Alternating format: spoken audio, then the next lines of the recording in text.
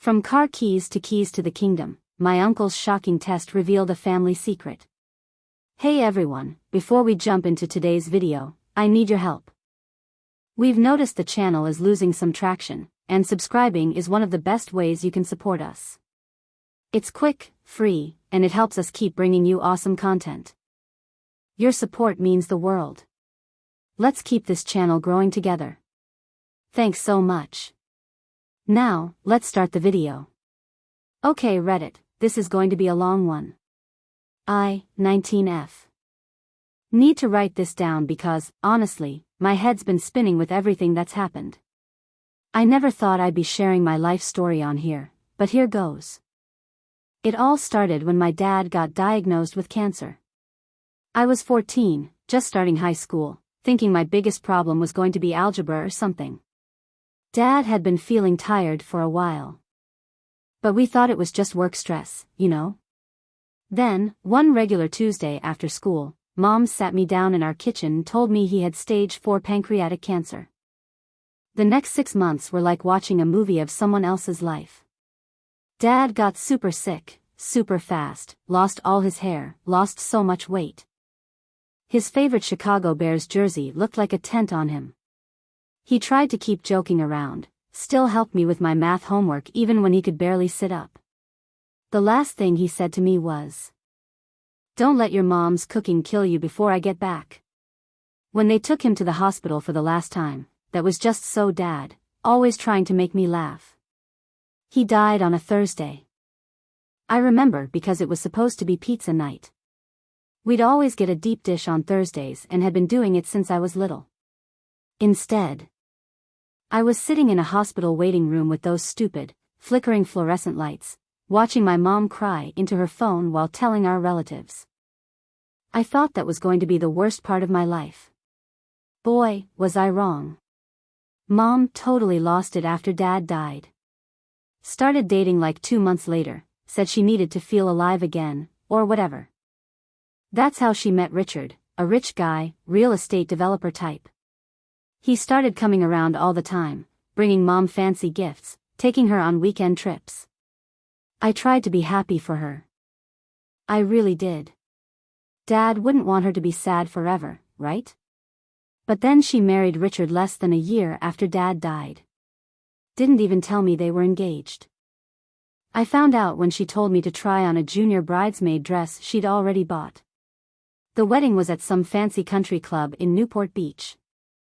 All of Richard's rich friends were there, looking at us like we were some charity case Richard had adopted. I spent most of the reception hiding in the bathroom trying not to cry. That's when everything really changed. Mom and Richard moved into his massive house in Newport Beach.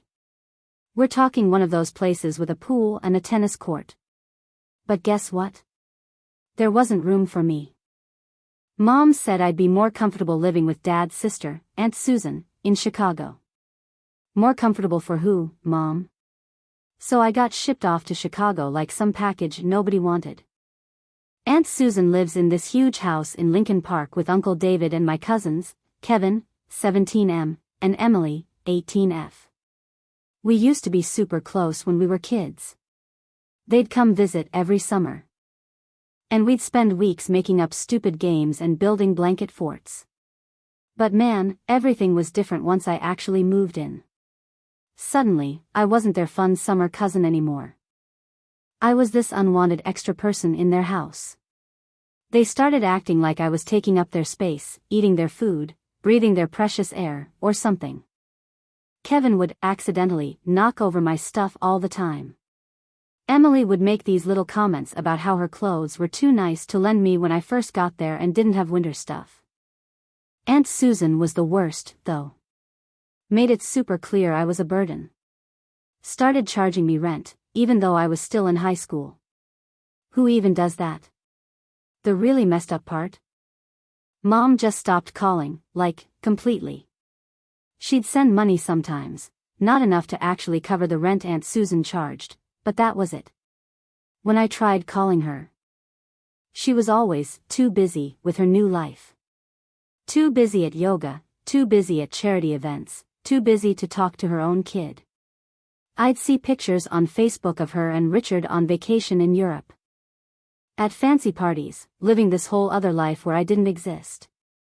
She even archived all our old family photos, the ones with Dad and me, said they didn't match her new profile aesthetic. Like I was just some old furniture that didn't go with her new decor. I started having these dreams where I was back in our old kitchen, where everything was normal. Now, I would wake up crying in this weird bedroom at Aunt Susan's house, staring at this fancy wallpaper that cost more than my whole wardrobe, feeling like I'd lost both parents instead of just one. So, after that first month at Aunt Susan's, she hits me with this rent increase because of property taxes, or whatever. I'm like, I'm 15. But okay, guess I need a job. That's when my cousin Emily, helpfully, tells me about this 24-hour laundromat that's hiring in what she calls the sketchy part of Chicago. It's this rundown building wedged between a closed-down doll store and this super sus phone repair shop that I'm pretty sure never actually repairs any phones. The owner, this old guy named Jerry, takes one look at me and goes, "You're way too young to work the midnight shift."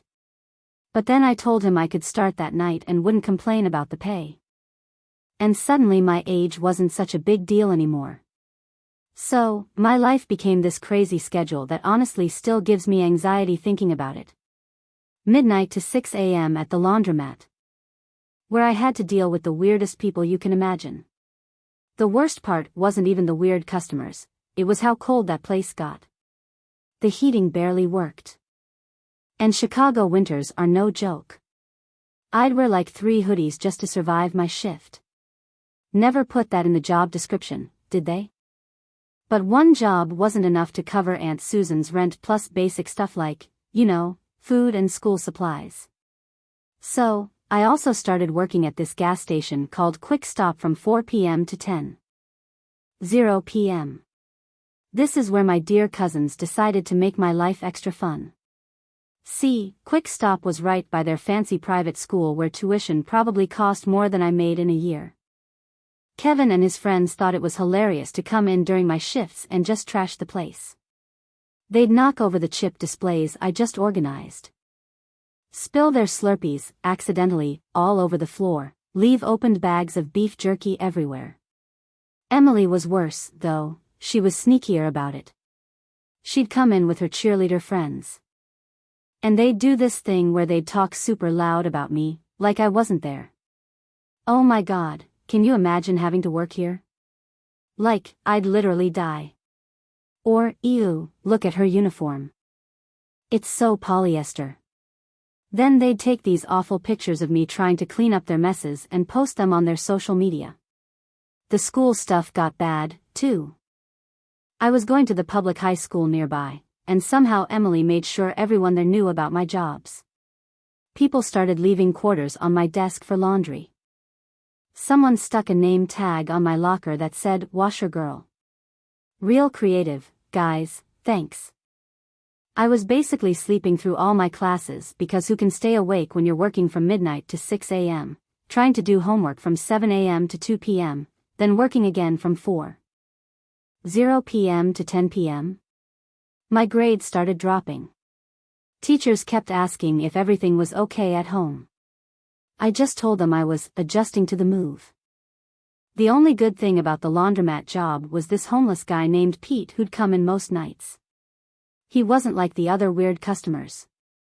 He showed me how to fix the quarter machine and it got stuck and taught me which customers were okay to let slide when they were a quarter short. One night, Pete tells me, "Kid, you're living life on expert mode right now." Made me laugh for the first time in weeks. He disappeared when winter hit bad. I still worry about what happened to him sometimes. Uncle David owned the building, but I never saw him there. He had this property management company handle everything. Sometimes I'd see these fancy cars drive by real slow late at night. Later found out he'd send people to check on the place. Guess he was watching me more than I knew. Meanwhile, Mom sending these random texts like, "Hope you're doing well," but never actually picking up when I called her. Her Instagram was full of pictures from yacht parties and charity galas. Must be nice having so much time for charity when your own kid's working 2 jobs to survive. Aunt Susan kept finding reasons to raise the rent. Utilities went up, HOA fees increased. Your room is prime real estate. Like yeah, I'm sure that converted storage room in the basement with the weird mushrooms growing in the corner is really prime Chicago real estate. I started hiding cash in this old teddy bear Dad gave me before he died. Had this whole plan that once I saved enough, I'd get my own place. But every time I got close to a decent amount, something would come up. School fees, winter boots when my old ones fell apart, that time Kevin accidentally backed his car into mine and I had to pay for repairs myself. But the final straw came one day when I came home from my gas station shift and found my room completely torn apart. The bear was ripped open, stuffing everywhere, and guess what? All my savings gone. Emily swore she was just cleaning and had no idea about any money. Yeah, right. That same week, Aunt Susan comes down to my basement room and tells me rent's going up again. Not just a little, we're talking double. Said something about property values in the area increasing. I did the math and realized even with both jobs, I couldn't afford it anymore. But here's the thing, I'd been taking classes at this community college nearby. Nothing fancy, just basic requirements, trying to get ahead while still in high school. The counselor there said I could maybe get financial aid if I took more classes. That meant I had to make a choice, keep paying Aunt Susan's crazy rent, or try to get an education. So I picked education. Didn't really have a plan, just knew I couldn't stay there anymore. Packed up what could fit in my Toyota. The car had these weird rust spots all over it. And the heat only worked if you kicked the dashboard in exactly the right spot, but it was mine. First night sleeping in that car was actually kind of peaceful. Parked behind the laundromat. Used my work keys to sneak in and use the bathroom. Had this whole setup, reclined the driver's seat all the way back, used my work backpack as a pillow. Layered like 5 blankets I'd borrowed from the lost and found box. Thought to myself, this isn't so bad. Then winter hit. Real Chicago winter, the kind where your spit freezes before it hits the ground. My car's battery started dying because of the cold, so I couldn't run the heat much. The hardest part wasn't even the cold or the lack of sleep, it was trying to look normal at school. Like, try explaining to your chemistry teacher why your homework's all wrinkled and smells like laundry detergent, or why you're wearing the same 3 outfits over and over. The school counselor kept trying to talk to me, but what was I going to say? Oh yeah, I live in my car, but don't worry, it's parked in a really nice alley. Then my dear cousin Kevin decided to play detective. Guess he got suspicious about why I wasn't around the house anymore, followed me one night after my laundromat shift. Next day, their TikTok had this whole video series called My Homeless Cousin, a documentary. They filmed everything, my frost-covered windows, me trying to study using the light from the laundromat sign. Even caught me changing clothes in the back seat once. Once the videos went viral in their rich kids circle, people started driving by the laundromat at night, honking their horns. Throwing stuff at my car. The cops started coming around more, too. Every couple of nights, there'd be a knock on my window. Can't sleep here, miss. So I'd drive around until they left. Then come back. Spent a lot of nights just driving in circles, watching my gas gauge get lower and lower, praying I'd have enough to get to work the next day. You know what's weird, though? I started noticing this black SUV parked across the street some nights. Always in a different spot, but always there. Tinted windows, engine running. First thought it was cops, or maybe some creep. But they never bothered me. Just sat there, like they were watching. The temperature dropped to -5 degrees Fahrenheit one night, the kind of cold that makes your eyes hurt. My car wouldn't start, phone was dead. And the laundromat was closed for repairs. Thought, well, this is it. This is how I die. They're going to find me frozen like those rats in the alley. Wrapped myself in every piece of clothing I owned and tried to think warm thoughts. That's when someone knocked on my window. I looked up and there's Uncle David standing in the snow. Like it's totally normal to be out at 2 a.m. in Arctic temperatures. He just goes, "I think we need to talk." Turns out the black SUV was his. He'd been watching me through the laundromat security cameras for weeks, sending people to check on me. Said he wanted to see what I was made of. Who does that kind of messed up test? But honestly, at that point, I was too cold to care about his weird teaching methods. So there I was, basically turning into a human popsicle in my car. And Uncle David's just standing there in his expensive wool coat, looking at me through the window. I'm thinking he's going to lecture me, or call the cops, or something. Instead, he says, "My office has better heating, like this is some totally normal situation." His office was this small room above the laundromat I'd never been in before. Turns out he had this whole private space up there, desk, mini fridge, coffee maker, even a little bathroom. While I'm defrosting my fingers around this cup of actually good coffee, he just sits there watching me, like he's trying to solve a puzzle. Finally, he goes, "You know, your dad and I used to sleep in a car, too." Which, what? I almost dropped my coffee.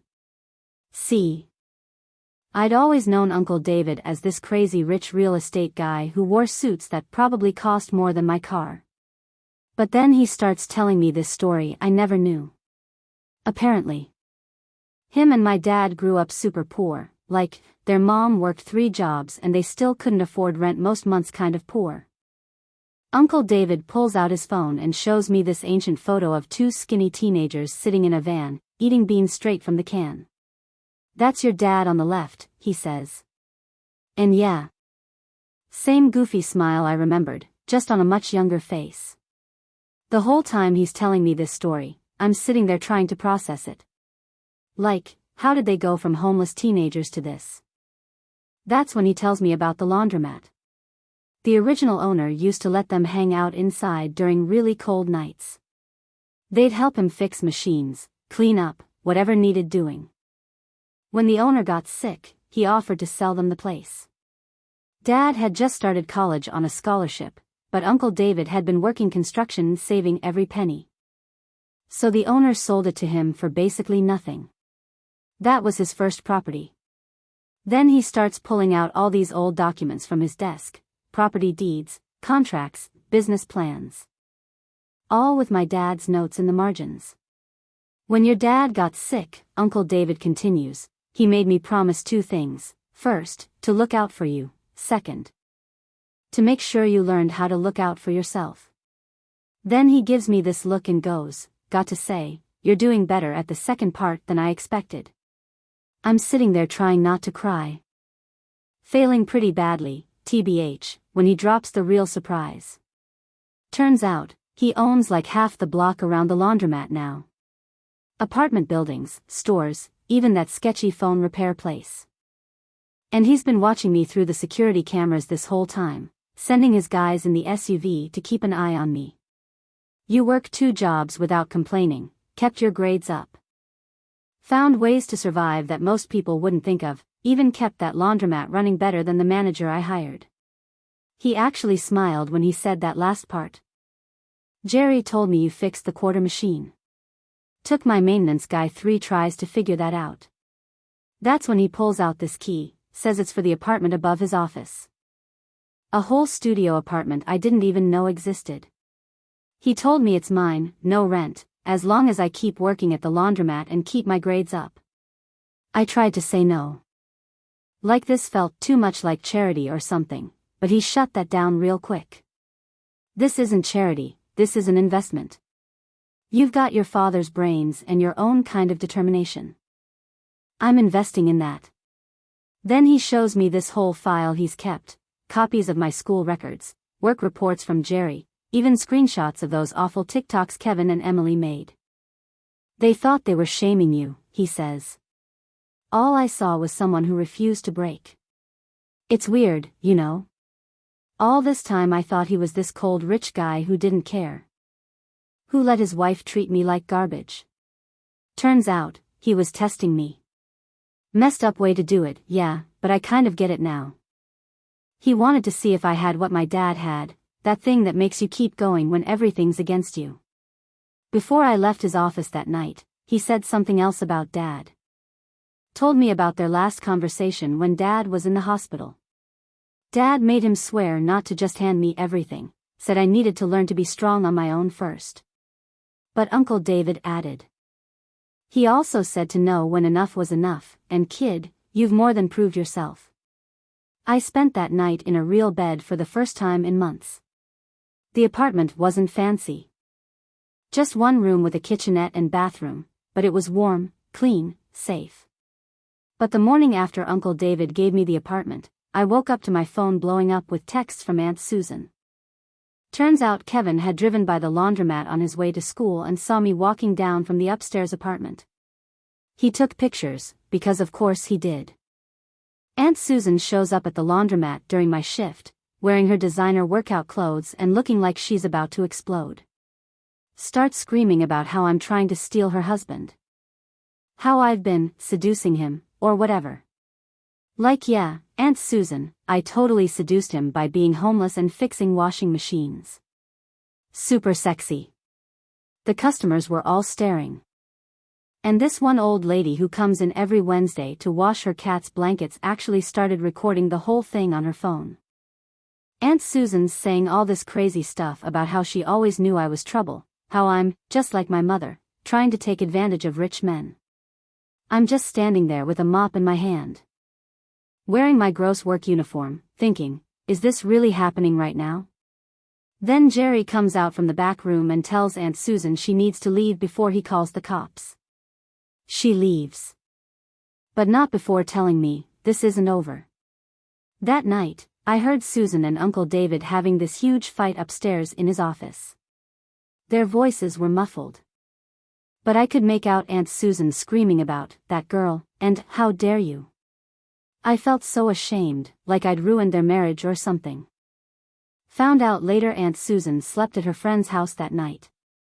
When I saw Uncle David the next morning, he had dark circles under his eyes and just gave me this tired nod.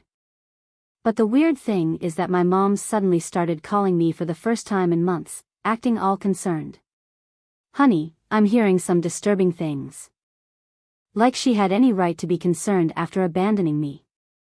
I'm sure someone, probably Emily, sent her the rumors. Then she and Richard show up at my apartment unannounced. Mom's wearing one of her new designer outfits. Her eyes scan my tiny studio apartment.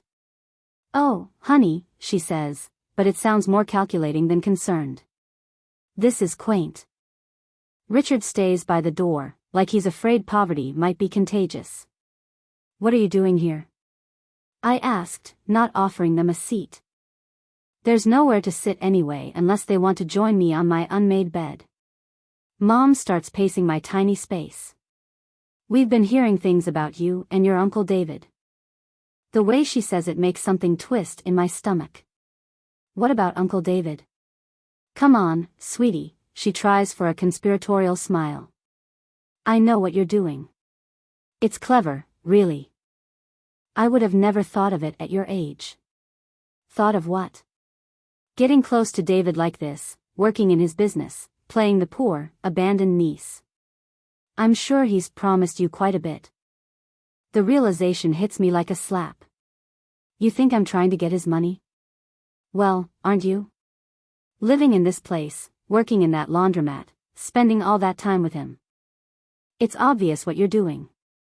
I laughed, and it comes out harsh. Obvious to who? You? The woman who shipped me off to Chicago and forgot about me? That's not fair. No. You know what's not fair? You disappeared when Dad died. You married Richard, 10 months later.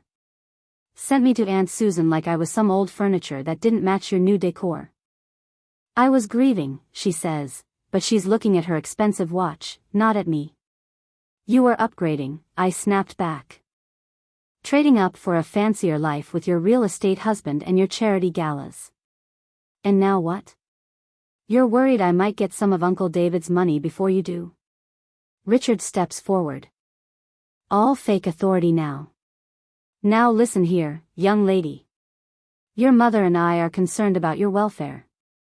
My welfare? The laugh bubbles up again, uglier this time. Where was this concern when Aunt Susan was charging me rent at 15, when I was working 2 jobs and sleeping in my car? Mom waves her hand dismissively. Don't be dramatic. Lisa would never. Check my hospital records from when I got bronchitis sleeping in that car. Check the pay stubs from the gas station and the laundromat. Check the rent receipts Lisa made me keep.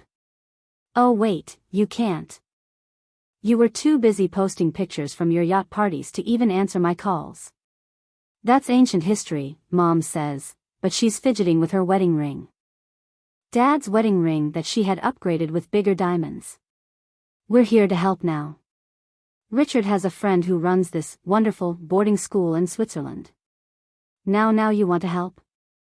My voice rises. Or did you just find out Uncle David is teaching me about the business? Worried I might actually learn something, get a piece of what you think should be yours? Mom's face changes, then gets harder, drops the concerned mother act completely. David was your father's brother. Anything of his should go to me. His ex-wife, I correct. Who remarried less than a year after he died. I deserve, she starts, but I cut her off. You deserve? Dad helped build this business. He and Uncle David started with nothing. While you're busy planning charity galas with Richard, I'm learning how to fix washing machines and manage books and actually help people, just like Dad did. Your father was a teacher. She spits out. He played around with David's business like it was some hobby. Get out, I point to the door. Go back to your perfect life with your perfect husband. Go plan another charity gala. Go archive some more family photos because they don't match your aesthetic. Just get out of my apartment. Richard tries one more time. Now see here, no, you see here.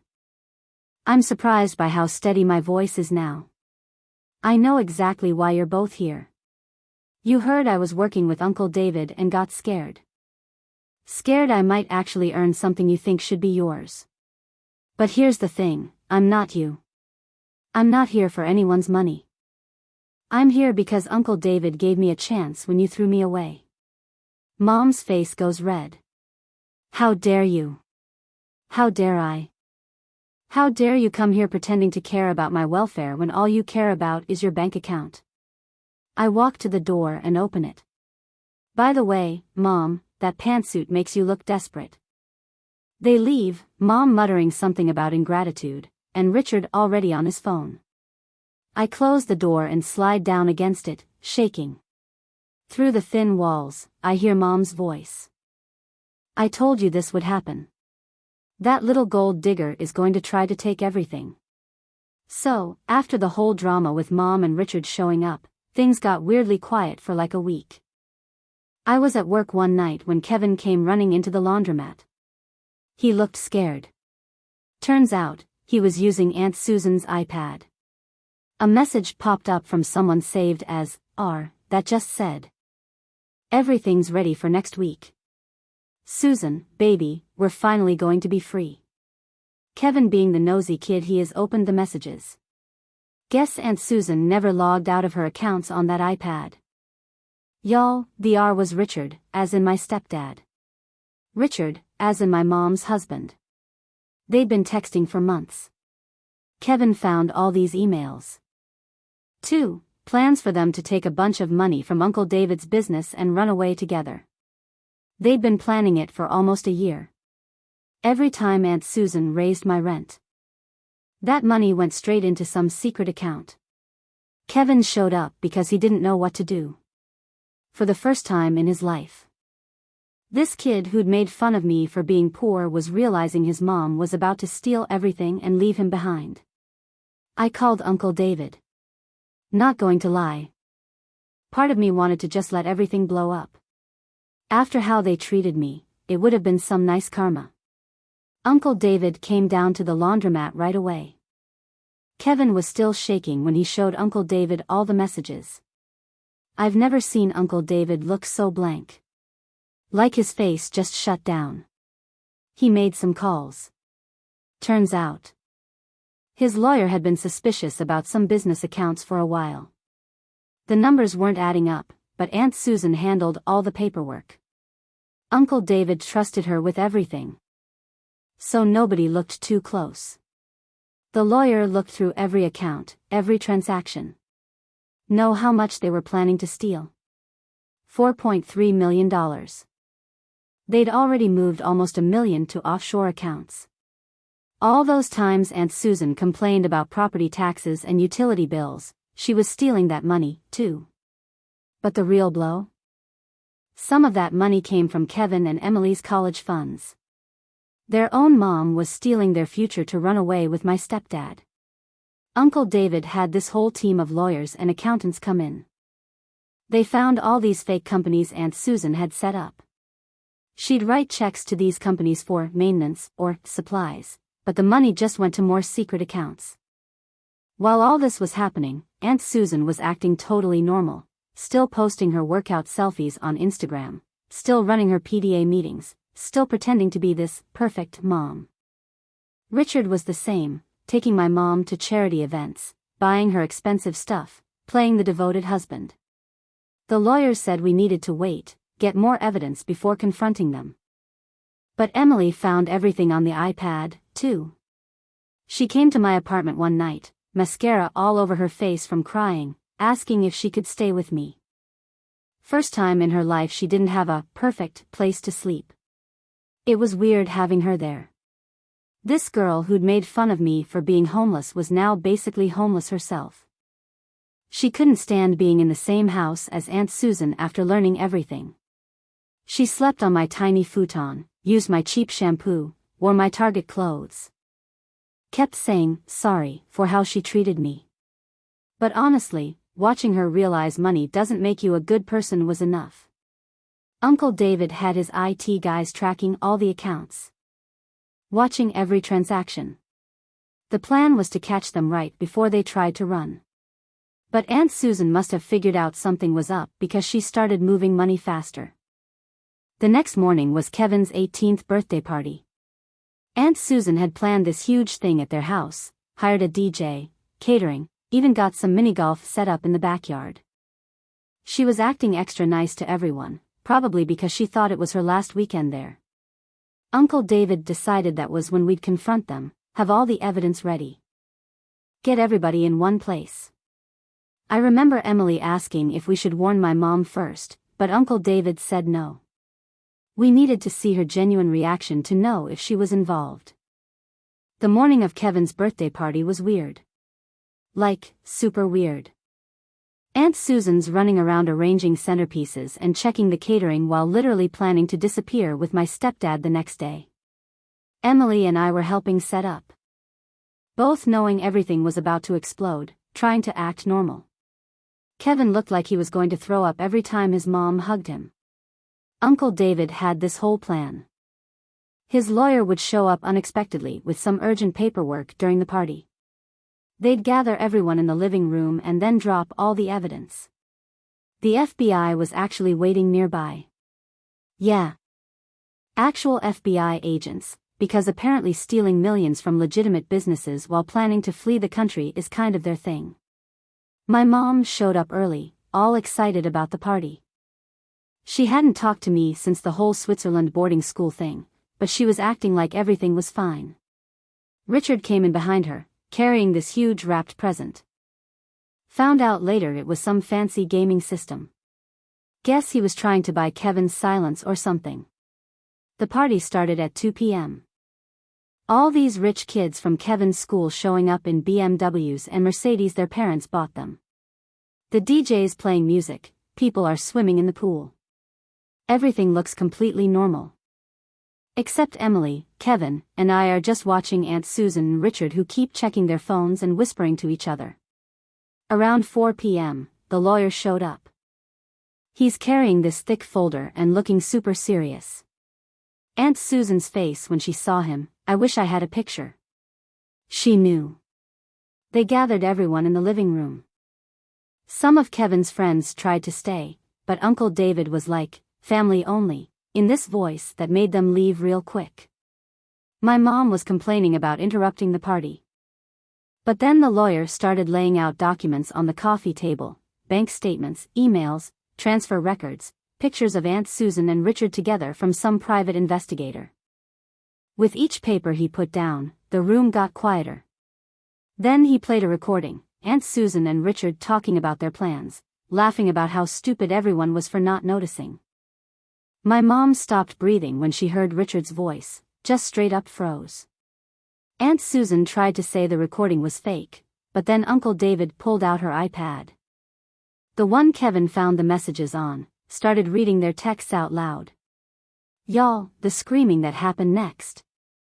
Mom launched herself at Richard, started hitting him with her purse. Which had like a million metal things in it, by the way. Aunt Susan tried to run for the door, but the FBI guys were already there. Some agent lady just goes, Susan Anderson. You're under arrest for wire fraud and embezzlement. They took them both away in handcuffs. Richard kept yelling about how he had a good explanation. Aunt Susan was crying about how we'd ruined her life. But you know what the worst part was? Neither of them even looked at their kids. Like, your son's 18th birthday party just got turned into a crime scene, and you can't even say sorry? Mom had a complete breakdown. Like, full-on hysterics. Turns out Richard had been using her money, too.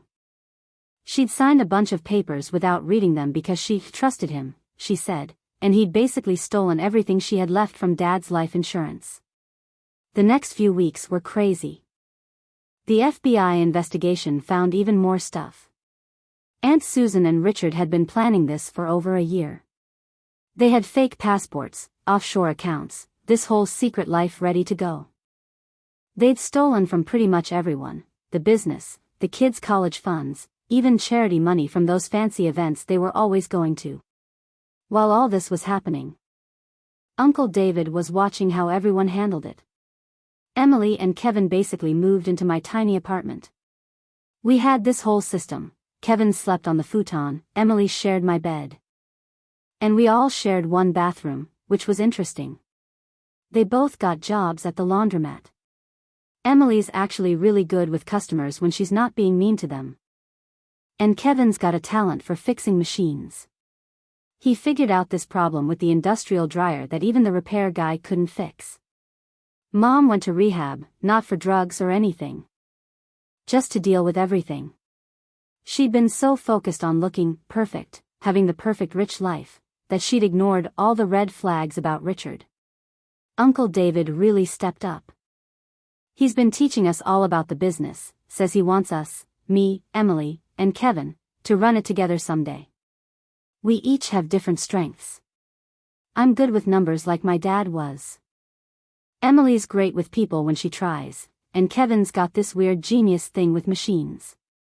Last week, we all went to visit Dad's grave. First time we'd been there together. Uncle David told us more stories about him, about how he'd helped build this whole business while still being a teacher because he believed in helping people. Aunt Susan and Richard are in jail now. Turns out stealing millions and planning to flee the country is kind of illegal. They're both trying to blame each other, which would be funny if it wasn't so sad. Emily and Kevin still struggle with it. Like, imagine finding out your mom cared more about running away with someone else's husband than she did about you. But you know what's weird? We're actually better now. Like, all of us. Mom's dealing with her issues instead of hiding them behind designer sunglasses. Emily and Kevin learned what it's like to actually work for things. I learned that sometimes letting people help you isn't a weakness. Sometimes I look around at my life now and can't believe how different everything is from a year ago. Like, I'm sitting here in the laundromat office, my office now, I manage the place, and it hits me. Although I lost my family, I'm doing much better now.